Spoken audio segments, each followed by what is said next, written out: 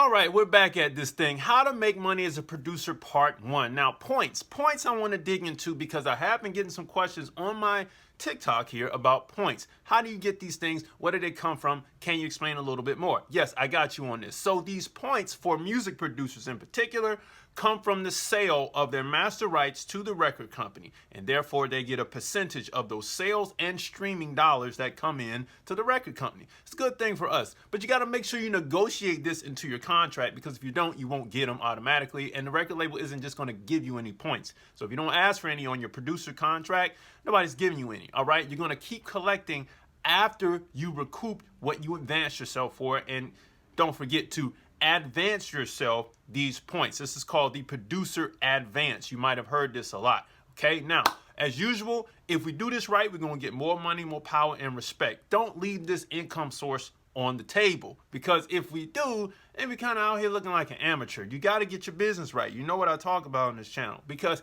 if you make music, you should make money. So if you want to know more about this, visit musicmoneymakeover.com and then book a call to talk to me. Peace.